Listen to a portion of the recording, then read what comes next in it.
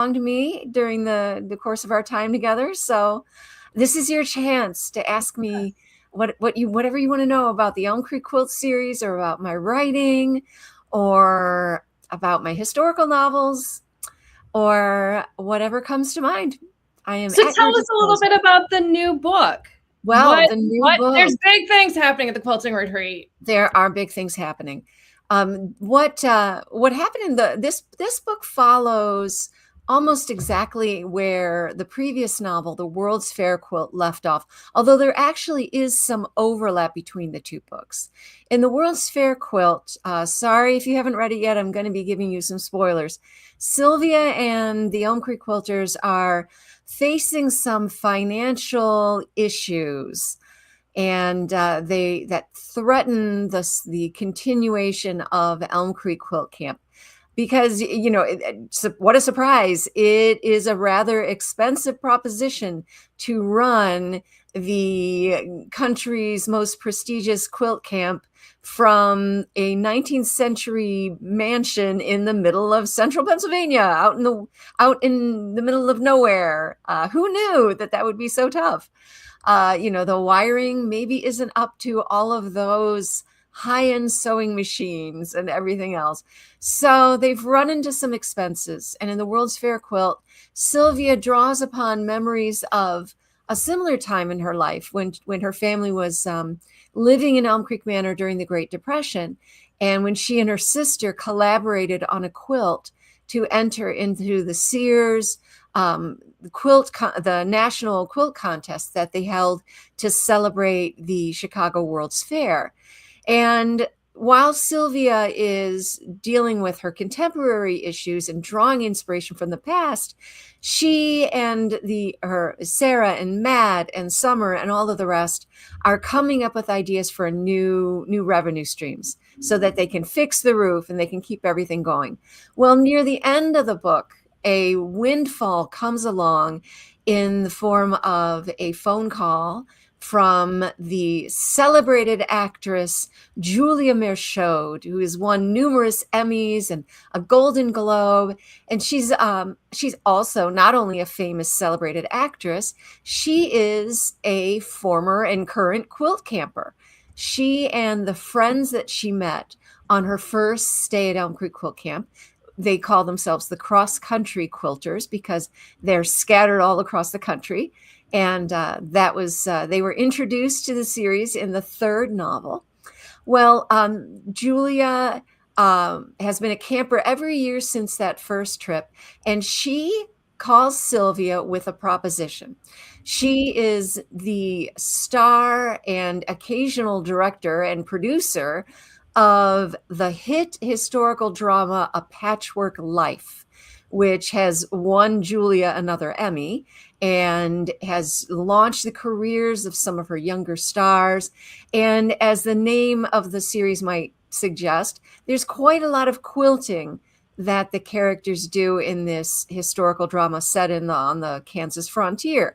So Julia contacts Sylvia and says that she would like to arrange a private, exclusive week of quilt camp for several members of the cast and crew of her TV show, because some of them need to brush up on their quilting skills before they begin shooting season number 7 in a few months.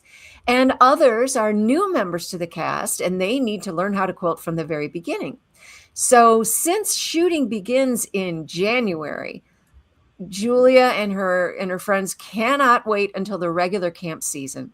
So she proposes that Sylvia open up the manor for a special autumn week of quilt camp.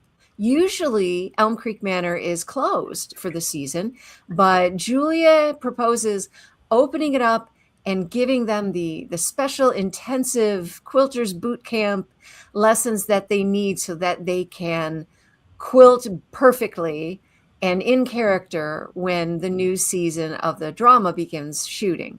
So the price that, Sylvia has some misgivings. She doesn't want to accept charity, and she's concerned that it might be charity, but Julia says, don't worry.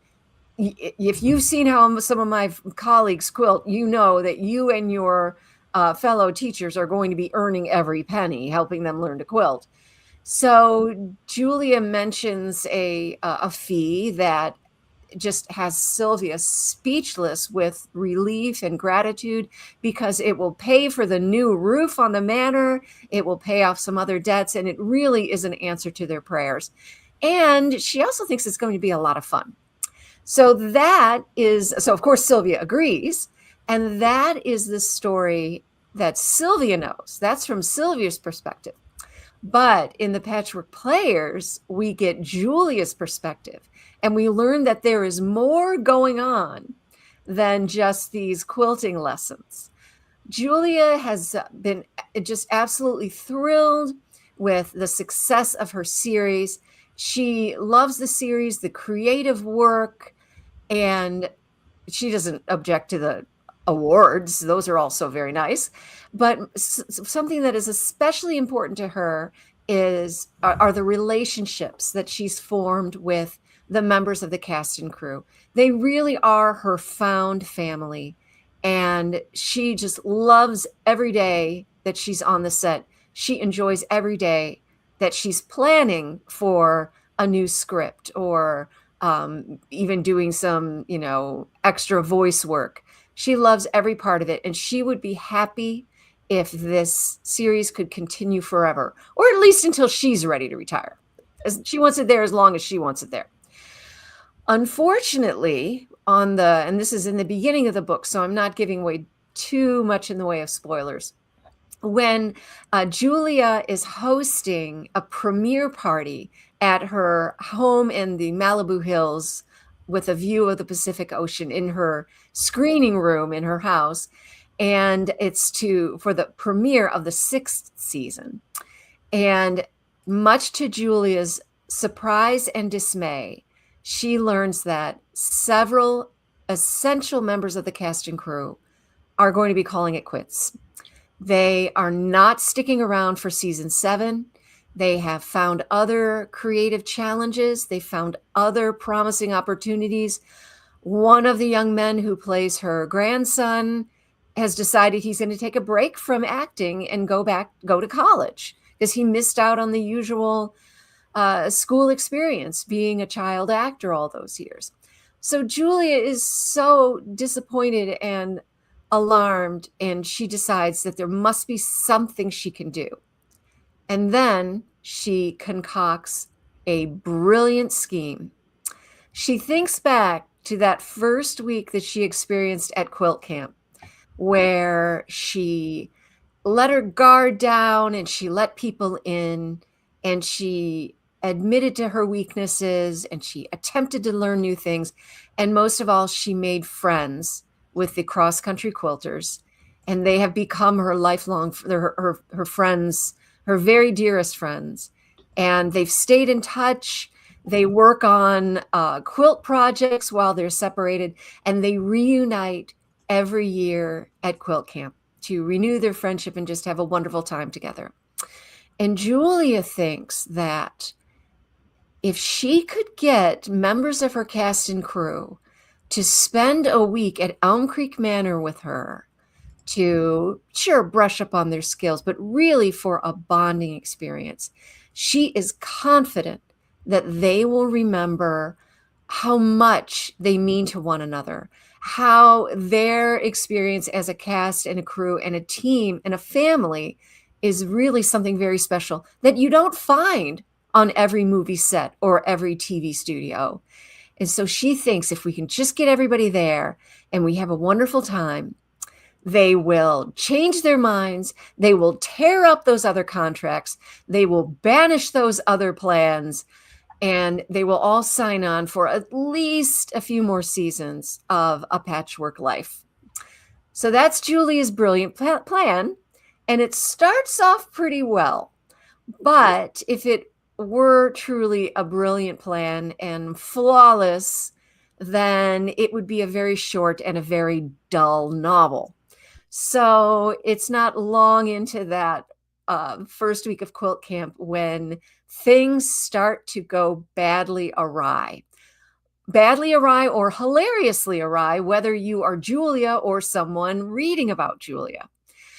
So Julia makes a very bad mistake. She's careless with someone else's feelings. She puts her own desires ahead of what is best for her friends, and it backfires spectacularly. So Julia has to figure out, how does she make it right? How does she fix this? And will any apology be enough to bring this chosen family that she has fractured, to bring them all back together? But I am not going to tell you what Julia does and how she tries to fix it and whether she succeeds or fails, because I want you to pick up your book from Swamp Fox Bookstore and find out for yourself by reading the story. So that's what The Patchwork Players is all about. That's the backstory for that book. Oh, I can't hear you. I can't hear Terry. Are you on mute? I muted myself because I was having issues with the sound over on my end, and I realized it was probably feeding back at you. Oh. And it was just on my end. As far as we were perfectly clear. So I believe we got all our issues also resolved on YouTube. So hopefully people can catch us over there as well. Good. So thank you to everybody that alerted me that there was an issue there. So like I said, I believe from what I can tell, everything is set up and going over there. So exciting. So I was poking around your website earlier, and we when we met a year ago in March, you were working on a very exciting project. That's right. Well, that was so much fun. And I'm so grateful to you, Terry, for driving all the way from Iowa to Western Wisconsin to provide books. It was a wonderful quilt exhibit. Oh gosh, now Hogarth? No. Lancaster. We were in Lancaster, but it was this. Oh, I'm so sorry. My mind is going blank. I wasn't prepared for this question. It was at a historic, if anybody remembers, put it in the chat so that we can say it out loud. But my mind is going blank, and I can picture Linda, and I can picture all the lovely people there.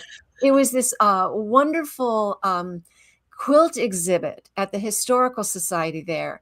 And we met at a theater down the street, and we had a lovely talk. But this quilt exhibit was made up of, it was very much like the quilt exhibit in the Museum of Lost Quilts, when it was all about all these amazing quilts that were from the local area, and they had some kind of historical connection, a founding resident or something made for a special occasion. And it was just amazing. And after my talk, I went over with my husband, and we walked through and looked at all these wonderful quilts, and it was just really such a lovely experience. And Terry came and brought all these books and did a little pop-up bookshop right there in the lobby. And that was a lot of fun. So I talked a bit about the Patchwork Players that day, but I also talked about another book that I'm going to have out in 2026. And that is another pattern book. And it's called Elm Creek Quilts Christmas. It's coming out June 30th. Apparently, June is the perfect time in the quilt shop world to release quilt fabrics that are Christmas quilt fabrics, Christmas quilt patterns and books, because it gives you just enough time to finish a few projects before you give them to someone on Christmas Eve or Christmas Day. So that is coming out from C&T Publishing, like my other 7 pattern books. And I had a lot of help with this one because I had a very short timeline to pull everything together, just like Sylvia and Claudia did in the World's Fair quilt when they had to make their entry for the World's Fair competition. So that will be coming out, and the amazing Sarah Stoltman did some beautiful long arm quilting for me, and so did Sue Volbrecht from Quilting Memories, and then some. My mom made a quilt for the book, and some wonderful quilters from C&D Publishing also put some together for us. But I wrote a new short story that will appear in that pattern book as well. So I have been really busy lately. But somebody asked, will you be designing quilt fabric? I did used to design quilt fabric with Red Rooster Fabrics, and unfortunately, they are no longer in business. So I am not designing quilt fabric anymore. That makes me a little sad because that was so much fun. I really enjoyed it. And then it was always so nice to get all that free sample fabric. That was a really nice too. But unfortunately, no, they're not in business anymore. So that won't be happening. It'll probably just be books and novels and pattern books from now Yeah, on. But although who knows? Who knows what might come up? You never know. it's true. That's true. It'll be exciting to see. So there's an exclusive short story in the book, which is a lot of good fun. Yes, yes, and it will explain the origins of one of the quilts in the pattern there, and it will also lead into a future novel. But that's Oh, all I'm going to say because I haven't written that novel yet. okay.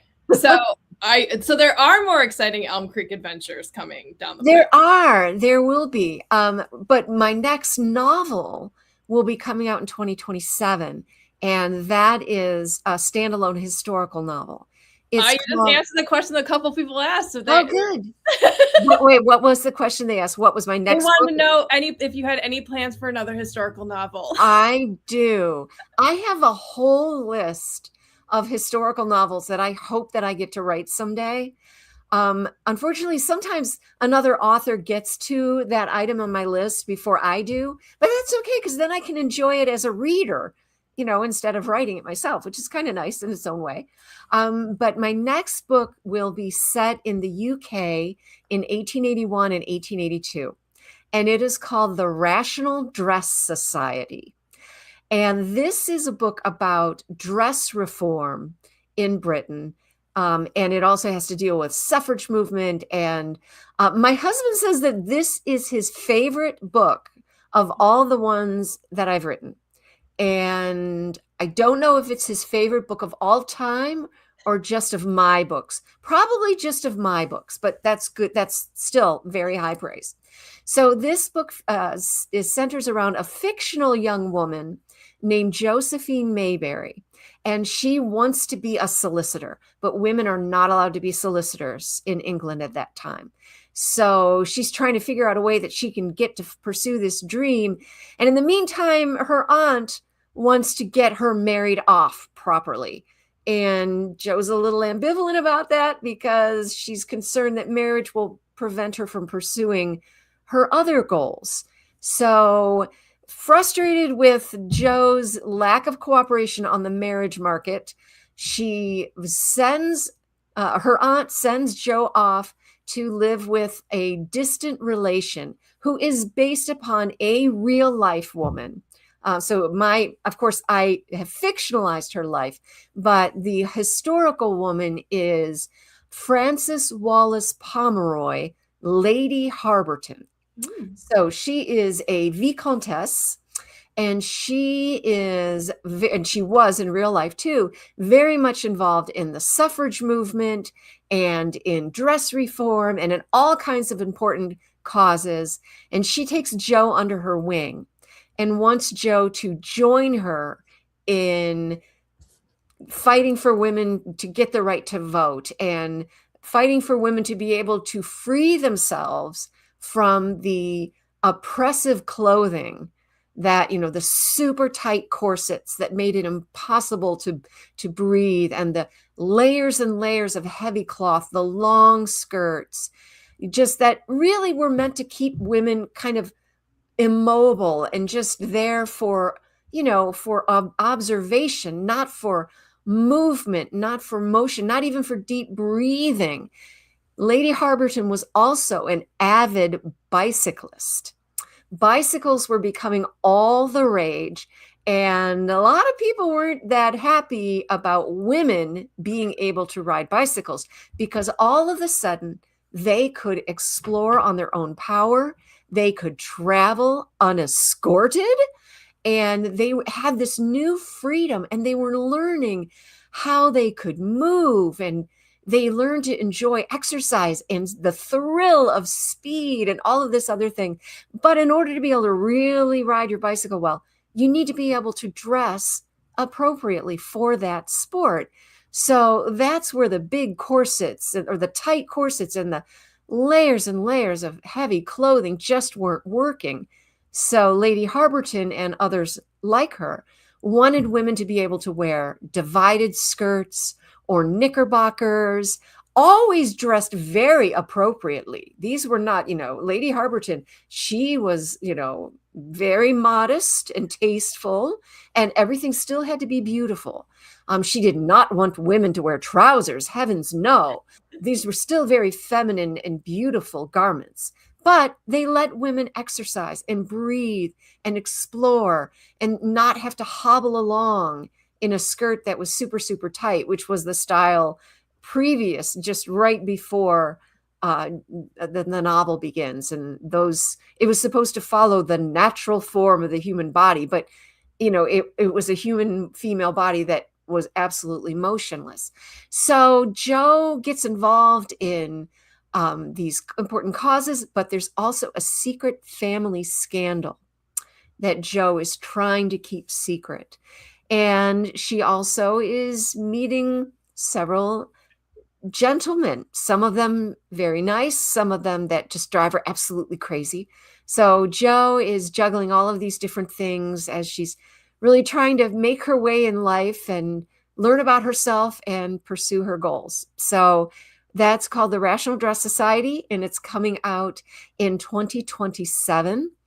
And I don't know the exact month or date yet, but it'll be coming out. The manuscript's finished. It's done with the revisions. It's off at the publisher.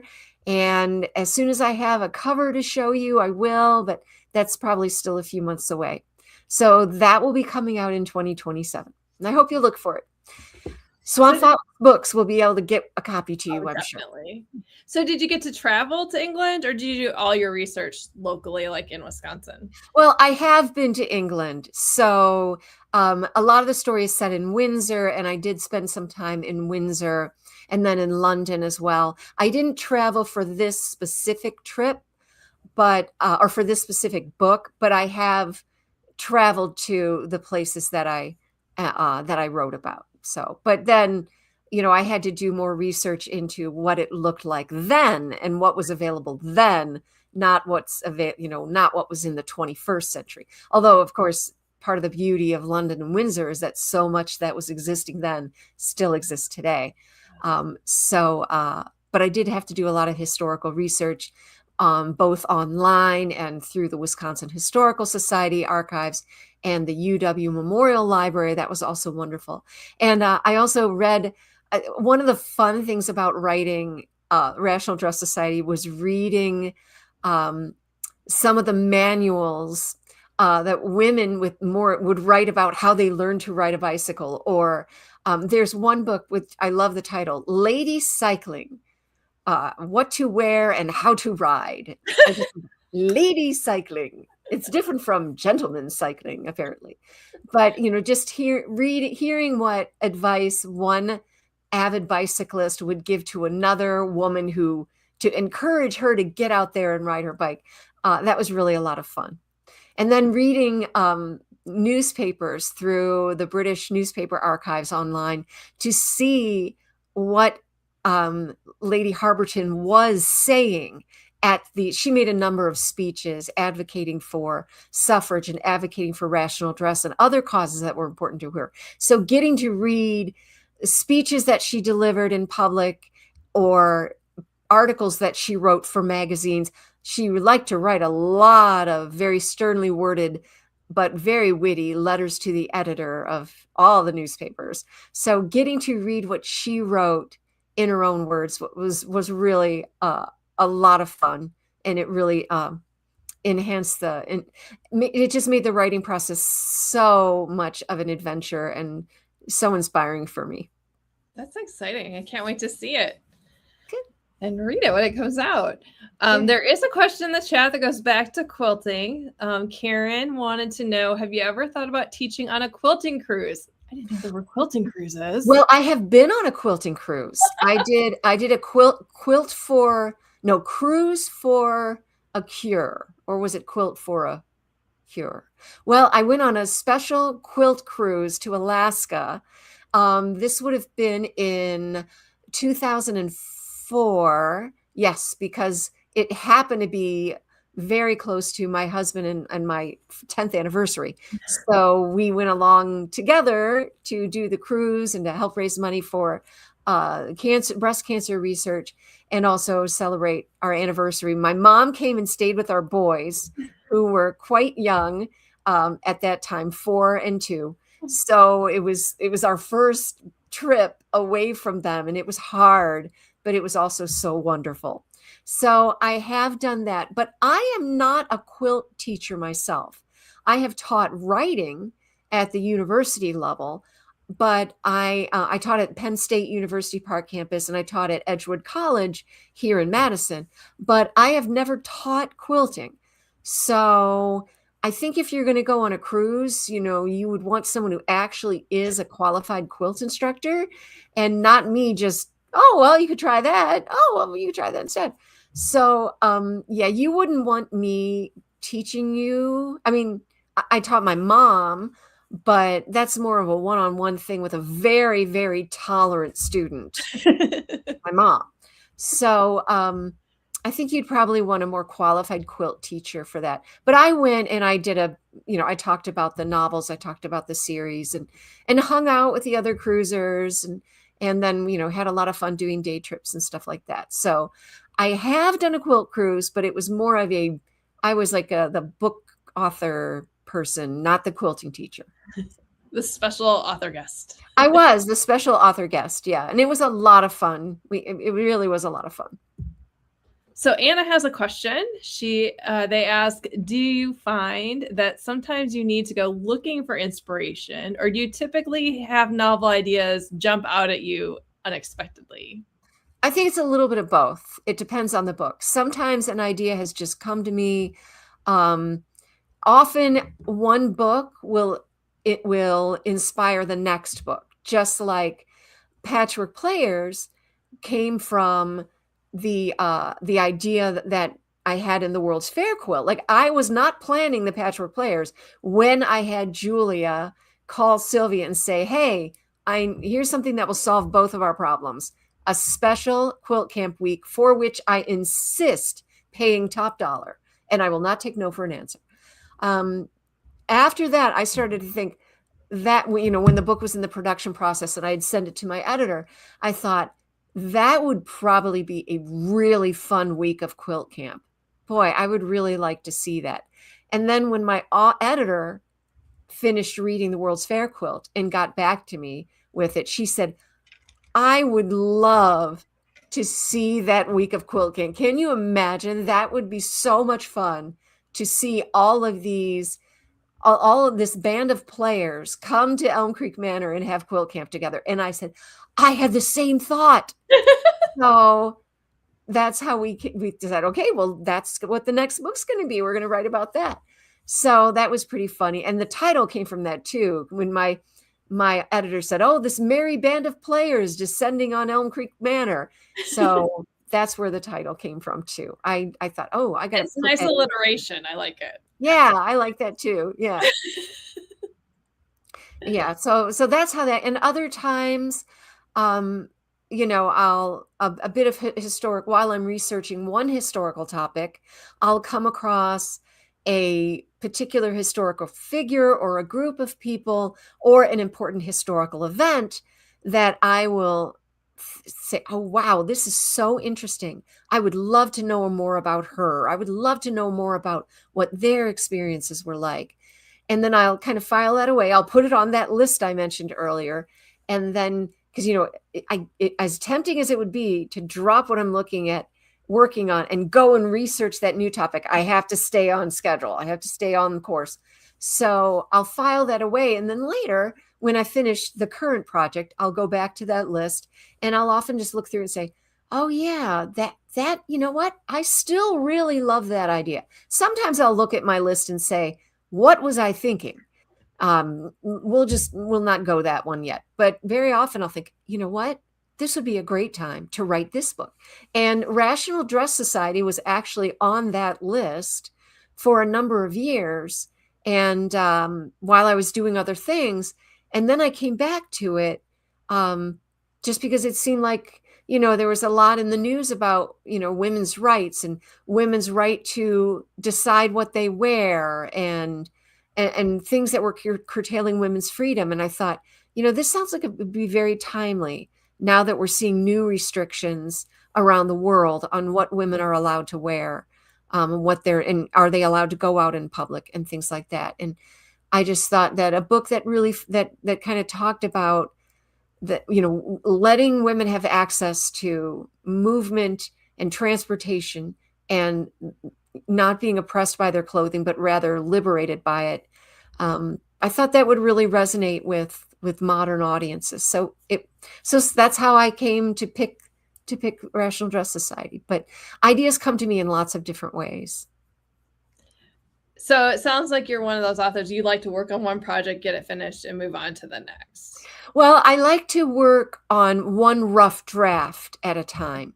There are always multiple books going on at the same time, but they're in different stages of the process. So, for example, I just finished revising the Rational Dress Society, and it is off with my publisher right now, and it's going to go into production, and they'll do the copy editing and the proofreading and write all the marketing stuff and design the cover and all of that important stuff that I'm mostly, I just look it over when they're done with all the important work that they do. And I am going around or coming to you virtually talking about the Patchwork Players. And in the meantime, I need to start planning and start writing the book that will come out in 2028. So there are always multiple projects going on at the same time. And this year too, I also have the pattern book coming out. So I have to gear up for the publicity for that. But while I can juggle different projects at the same time, when they are in these very different parts of the process, I would not want to divide my attention between two different first drafts of a novel at the same time. Because when I am writing a first draft, I really want to be immersed in that world and focused on those characters and what they're doing at that moment. And I really get caught up in their lives and in what they're doing. And if I had to tear myself out of that and immerse myself in another world, it would be very jarring. And I don't think I could make the smooth transition. So when it comes to a first draft, I just want to do one at a time. But not every author works that way. No. Whatever works for you and can help you get your book written. There's no one correct way to write a novel. Whatever process you use to write your book is the right process. Anna actually has another question. They ask, speaking of schedules, do you have a routine that works for your writing to help prevent burnout? Well, I think that, I really love writing. So that really helps a lot. Some of the other aspects of,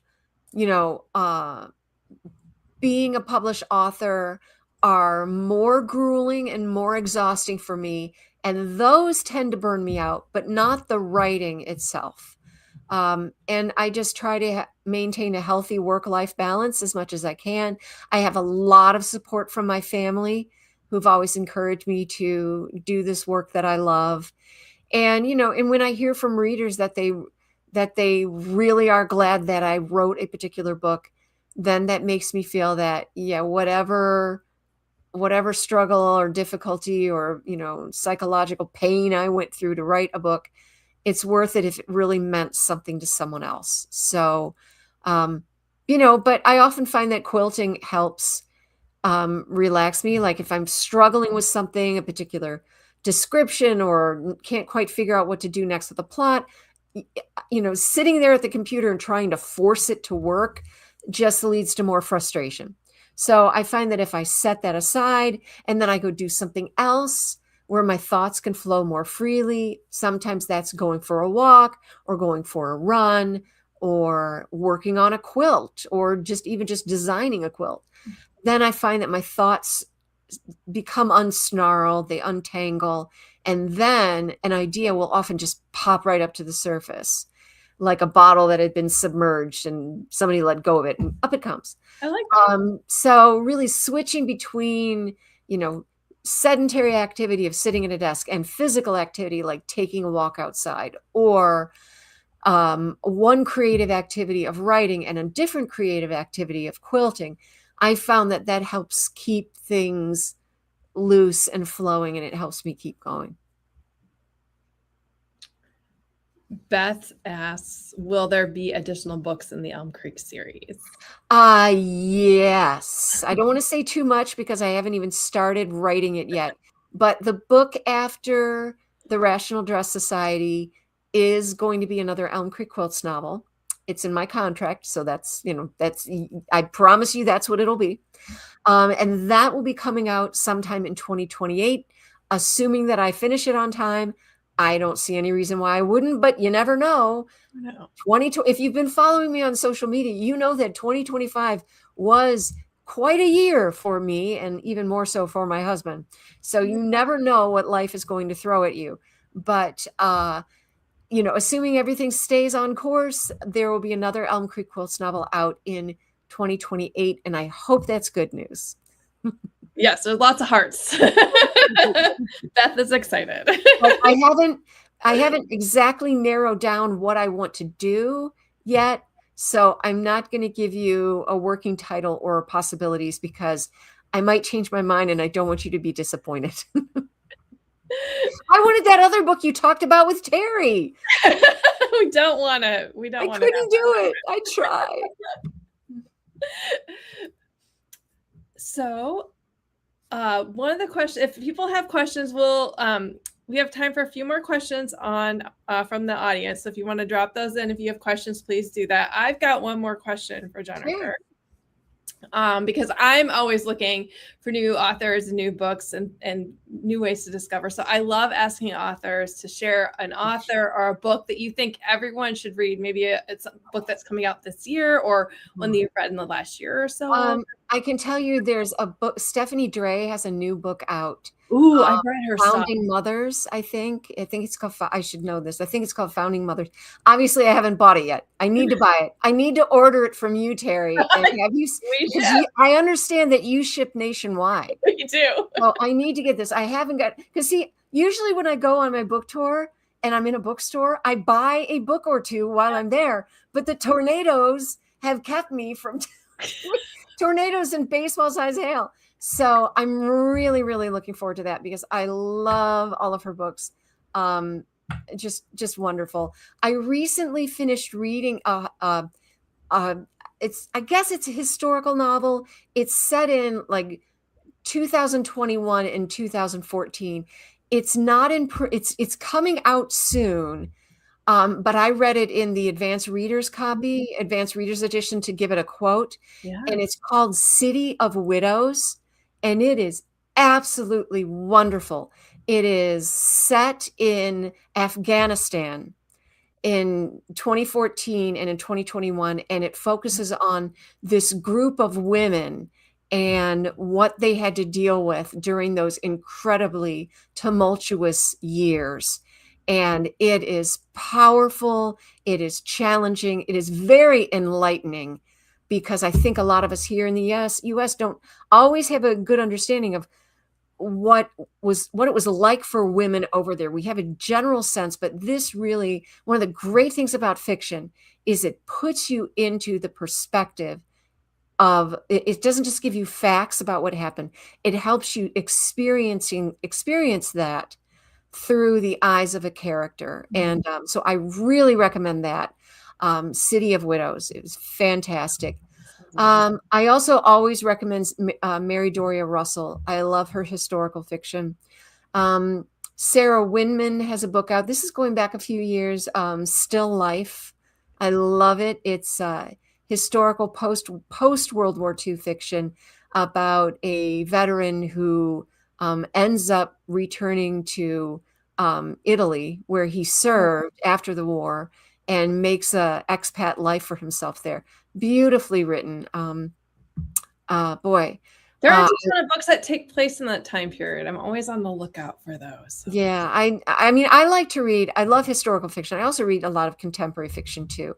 But I'm looking at I don't have my glasses on, so I'm squinting at my bookshelf over here. I should turn the computer so you could see it. I have right now behind, you see my desk, and I have a desk in front of me.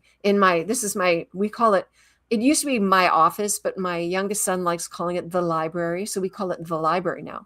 There's a window in front of me, and then to my left are big bookcases with all of my fiction and poetry, and then bio and autobiography. And then over here, I have two big bookcases filled with nonfiction and quilting pattern books and quilt history books, and then like all of the different translations of my books. I have like one author copy of most of them. There's some I don't have, but so unfortunately I can't, I'm squinting. Oh, I can see City of Widows. It's right there. But I love Lessons in Chemistry. I thought that was wonderful. I love that. Did you say she's coming to yours? No, she has another book coming out. Yes, she has another book coming out. I am going to grab it. I don't care what it's about. I'm going to read that book. I think it's about a bookstore. Oh, or publishing industry is something. It's connected to something in the publishing world. I remember seeing it could be about refurbishing hardwood floors, and it would still be a brilliant book. So I'm gonna buy it. Whatever it's about, I'm already gonna buy my copy. Yeah, and then I like classics too. I love Jane Austen. Might have heard me say that before, but I'm always eager for a new read, and always looking for new things to read. That's one of the wonderful things about independent bookstores and libraries, is that you can go in and find the book you're looking for, but you can also find the book that you didn't know you were looking for, because independent booksellers and librarians know how to connect readers with the book they need more than any algorithm ever could hope to do. I mean, there's just something about the human connection that we need. And,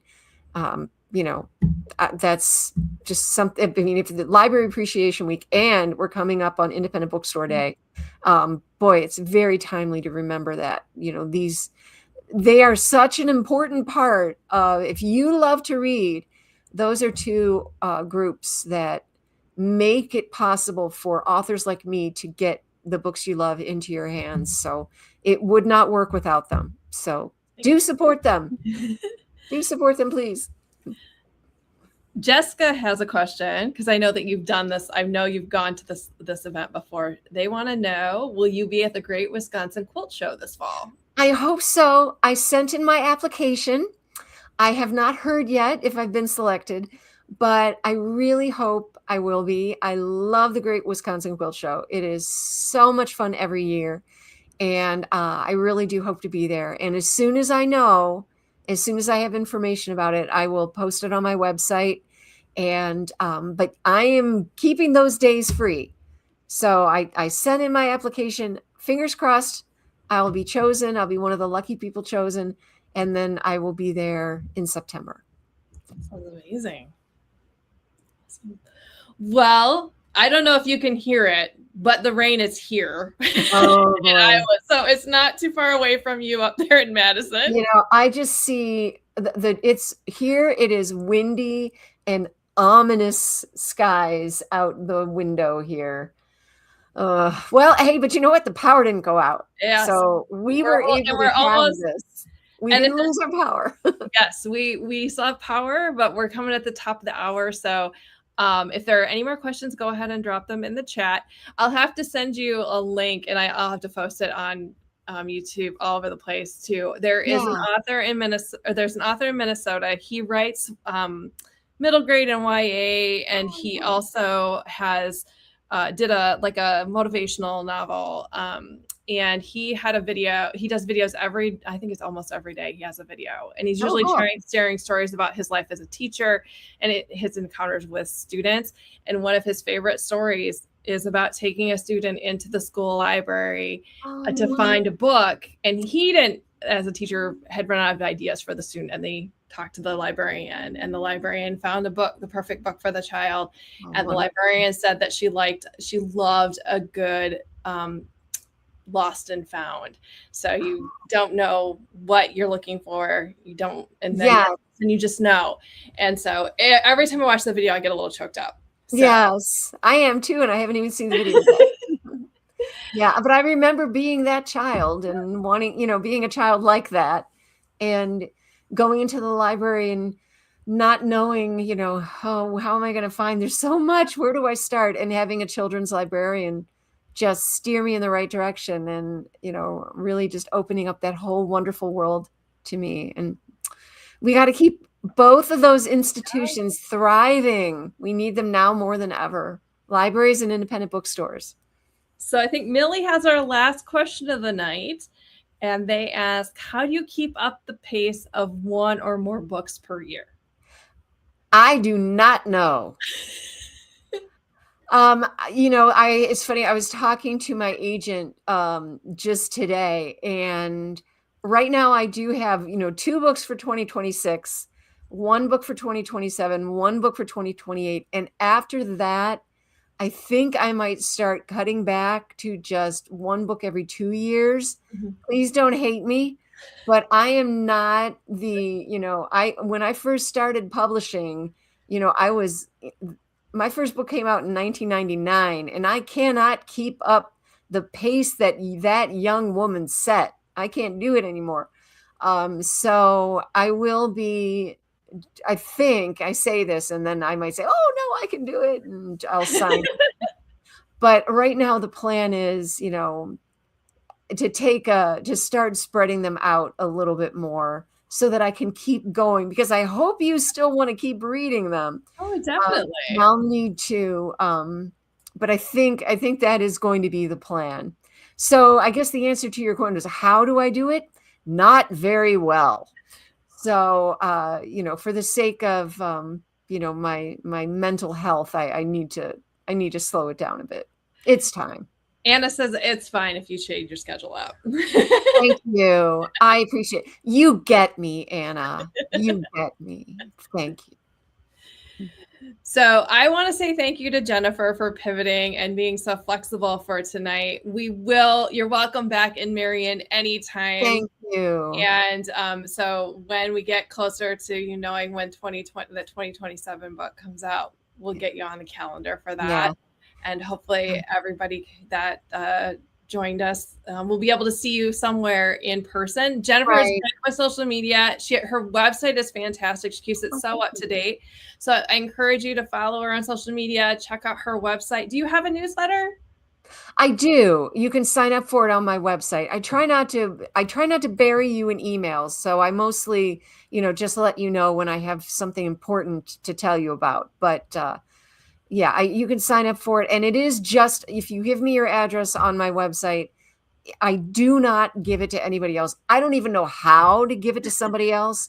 So it's just coming from me. So, yeah. Chris says, love your books. Thanks for sharing your books and experiences. Thank you. Thank you so much.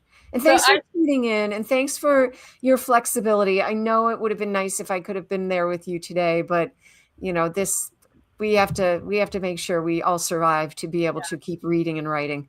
Exactly. So I just want to remind everybody that we are working with Jennifer to get signed copies of her books. I'm going to show this little ticker thing at the bottom that that's great. So we have copies of The Quilter's Apprentice, The World's Fair Quilt, both in paperback. And then we have hardcover copies of The Patchwork Players. I also have large print copies. Fantastic. Copies of The Patchwork Players. So if you go to the website that's scrolling at the bottom, which is swampboxbookstore.com/Elm Creek, you can purchase one of the books. If you purchase before April 28th, we'll make sure your copy gets signed by Jennifer. It may take a little bit longer than normal, just to alert anybody, because what we're doing is we're packaging up everybody's orders into a box. We're shipping them to Madison. Jennifer's going to sign them and then ship them at this very desk. At this very desk, I'm going to sign your books, and then if you ship need them back to Terry. Yep. And then she will get them to you. Yep. So you can pick them up in the store. And if you're tuning in from somewhere else in the world or in the country, we do ship. So you can put an order in and we will ship it to you. Like I said, just be patient because we've got this back and forth transit we've got to handle here. So if we had timed it right, if the event had been last week and been canceled, I could have just brought the box with me to Madison. The horse show. Yes, you were here for the horse show. Yes.